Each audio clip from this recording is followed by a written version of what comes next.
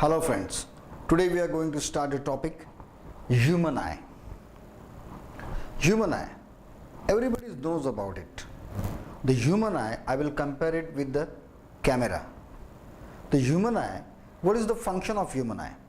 It takes the light rays from outside into eye, interpret those light rays, the senses through your brain, and then you come to know what you are watching. Okay? Now, these impressions, these interpretation from the brain are not permanent. Okay? Sometimes it may be permanent, that is what we call as our memory. Okay? But what happens in case of camera? The camera always function exactly similar to your human eye. What happens? In camera, you might have seen the lens. In front of lens, there is an aperture. I am just drawing the schematic diagram of camera, how it works, and human eye works exactly in the similar way. Okay? In camera, nowadays the film cameras are not used. Initially the film cameras were there, so we used to have film, but now we are having sensors. Okay? But let us consider that we are having a film camera. Okay? So we have this film in the camera. Okay? Now the image, the reflection, the image must be incident on the film, photographic film, so that when you develop it, you will see the image. Okay? You must have that image very sharp. Okay? The object can be at a longer distance or shorter distance. Accordingly, you know that photographers always used to rotate the lens. Okay? That means they move the lens forward or backward. That means they are adjusting their focal distance. Let us consider that we have a fixed lens. Okay? So there is one lens. This is a very simple schematic diagram of camera. Actual camera can be much more complicated than this as the advancement in technology takes place. But this is the simple working of camera. What will happen? The light rays will come through lenses. Through lens, you can adjust the focal distance of the lens or the distance of the lens from the film. Then what will happen? Any object, the light rays coming from any object will pass through the lens. It will incident on the film and you will get sharp image if you have adjusted this lens properly. Have you seen sometimes, you might have seen the photos are very bright and sometimes the photos are very dark. Generally when you are shooting without flash, when you are taking photographs without flash in a party hall where the light is not very bright, it is not sunlight. At that time what happens? If flash is not there, photos are very dark. In sun, if I am standing in front of you, the sun is there, the light rays of the sun coming directly on my face, so I am completely illuminated, clearly visible, and if at that time you use flash of the camera, what will happen? The extra light comes on my face and then my picture will get washed out. We call it as washed out. That means you will see only white things, right? That means it is must that the right amount of light rays should incident on this film. The only sharpness of the film or the sharpness of the object, that means only adjusting the focal distance, is not important. What is important? The amount of light which is coming through the lens and incident on the film must also be controlled. Now, for controlling that, there is one wall in front of the lens. This wall, or I can say this screen, is always closed. This is a barrier, is always closed. Okay? What will happen? Nowadays automatic cameras are generally decide, or you have to adjust the settings. There is one small hole in between. Okay, this you will call as aperture. The radius of this hole will decide how much light should be taken inside. So whenever you are shooting in a bright sunlight, light is ample.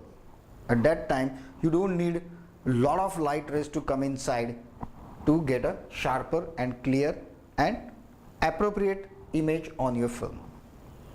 So whenever the light rays are very bright here, what is important? Adequate amount of light should pass through it. So this hole is, the radius of hole is small. Okay, but when you are photographing in the darker area, in a party hall where the light is not much, or the flash, you don't have flash with your camera, then what is required? To see that object properly, just like human eye, we can see very clearly in sunlight, and in the darker area where the light is little bit low, we have to see very carefully. We need to see that object for longer time. So when the area is darker, at that time the large amount of light rays should enter the camera and incident on the film to get the clear picture. So at that time this aperture is wide and it will try to get inside as much as light rays, as much as light possible inside. Okay, this aperture control, that is the opening, what should be the radius of this aperture? This aperture is generally like this, the camera is like this, the lens is in between, and this aperture is a small hole, maybe different aperture settings are there. Okay, how much should it open? This much, this much, this much, or still wider? But initially it is closed. When you click the camera, it opens for fraction of second and close again. So only that much time, that duration also we can control. Only that much time that aperture is open, light rays comes in, incident on the film, and you get the sharper image. Our human eye is exactly similar to this. Rather, the idea of photography is developed from human eye only. In case of human eye also, there is one lens, and that lens is not rigid or not made up of glass just like your camera. Okay, that is made up of, that is a soft lens. That lens, with the commands from the brain, that lens can be bulged or thinner. That means the eye lens can be thin, or sometimes it bulges also. This eye lens is controllable, okay, by commands from your brain. Function is exactly similar. Instead of photographic film or sensors, we have retina, where the real inverted image falls on.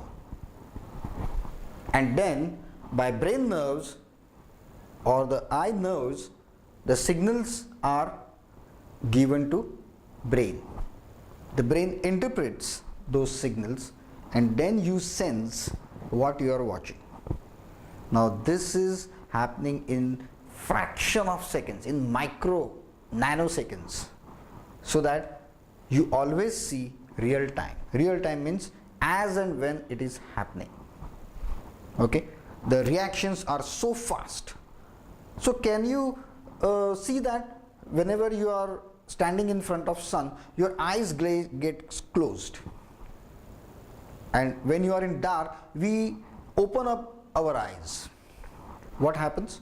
Just like your aperture, there is one layer in front of your lens. That is called as pupil. This pupil is nothing but, or this pupil works same as the aperture in the camera. It controls how much light should come in, how much light should go out. Okay. Now you can easily see. Stand in front of mirror, take a torch, okay, close your eyes so that there is a dark in front of your eyes. Okay, close the lights of the room. Now suddenly open the torch, open the eyes, you will see that your eyeball, your pupil is enlarged and contracting. When you switch off the torch, it will get enlarged. when you switch on the light, it will get contracted. The muscles handles all this thing, contraction and dilation. Now, whenever we want to draw this eye, or human eye is one of the figure in science, but whenever we are drawing any figure, if you start with the wrong end, the completion of figure is always lengthened. You will take much more time and figure will also not look very nice or very good. Okay, so you have to start your figure at perfect place, perfect point. This point is generally not always at the corners or at the center. Okay, now in case of human eye, whenever you want to draw the human eye, we will draw it step by step. Okay, what is the most important parts of any vision is your lens. So here we will draw lens first. My drawing is not excellent, but you should draw it very properly. You have to practice hard for this. So first let us draw the lens, because the lens is an important part of your eye. So this is my lens. Now we will draw retina. Okay, so instead of film we have retina. So now we will draw retina. How will we draw retina? There is a small gap here. Okay, and from that you have to draw a circle. Now this is my retina. Now this is my lens. Now in front of the lens there is a dark muscular diaphragm which is called as iris. Okay. Now at the center of the iris there is one hole. Okay, there is one hole in the center of the iris which is called as pupil. Now this you can call as pupil. This is a very rough diagram of eye. I am just showing you how the eye works. Now in front of your iris there is a thin membrane called as cornea.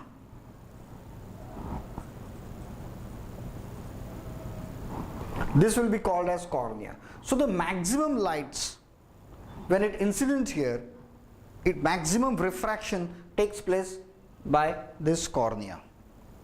Okay, then the pupil controls how much amount of light should enter the lens or should go through the lens.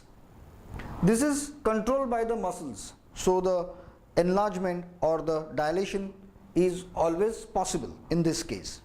Okay, then the light passes through the lens. The lens also controlled by the muscles, and which can become a thin or thick. That means the focal distance also can be adjusted, and at last the rays concentrates or converge on the retina and you will get the sharp image. To get the sharp image, this lens is always adjusted. Okay, and at last this whole assembly has to be enclosed. Okay, so that enclosure is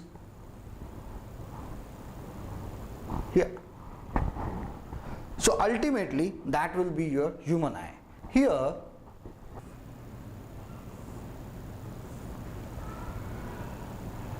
some optic nerves are there. These optic nerves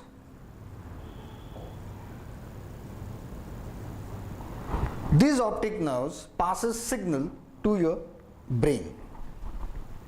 Okay, I will show you the better image of this in the form of CGs, but this is generally how you start drawing your human eye. First draw lens, then draw retina, then draw your iris and pupil, then draw cornea, and at last just close the figure. Rub this part and draw the optic nerves. This is how you should draw the human eye. If you start like first drawing outside and then going inside, it will take too much time and your figure will not look good. Though my drawing is not good, my figure is not very bad. Okay, all the construction of eye is clearly visible here.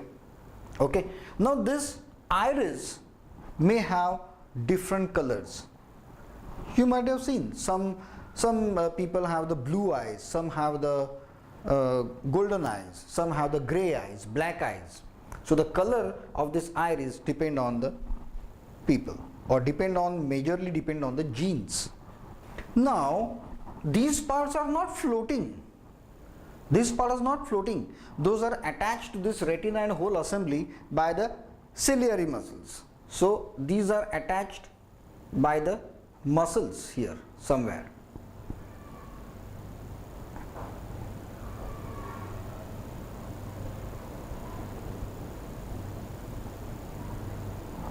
We will draw a human eye once again to understand it more clearly, and you should by heart this figure, how to draw this figure. Okay, first you will draw lens.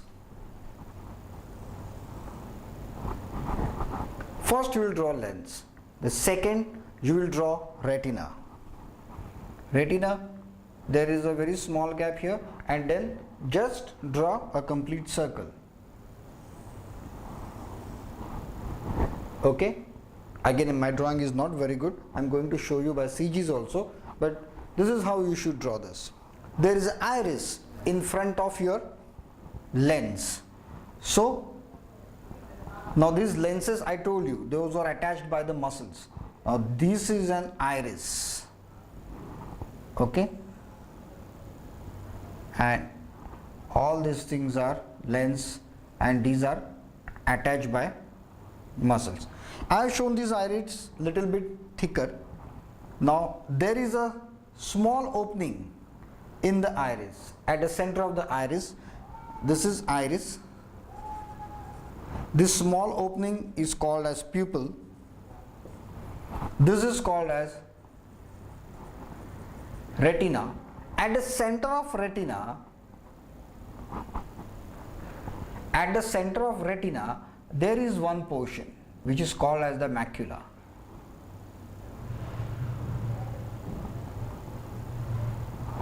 This is called as macula. This is a part of retina where the sharp image is processed. Okay. Now here is cornea in front of your retina. Okay, this is cornea, and now you have to close the eye assembly.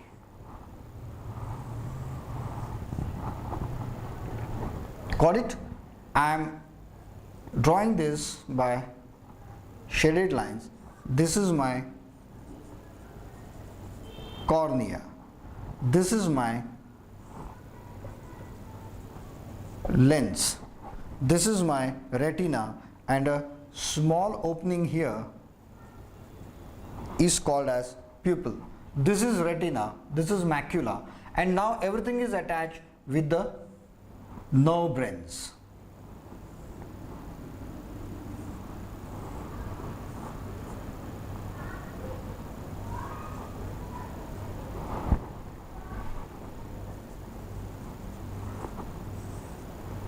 These are called as optic nerves. Okay, so this is how the eye should be drawn. Okay, I'll show you the better picture in the form of CGs, but the important part you have to understand, that is, this is your lens, this is your iris, this is a small opening in the iris. The color of iris can be different for the different people depending on your genes. Okay, in front of that there is cornea. In front of this is cornea. This is your retina and this is your macula where the sharp image is processed. The macula is the center portion of the retina. Okay. Now we'll go to see how exactly you see any object.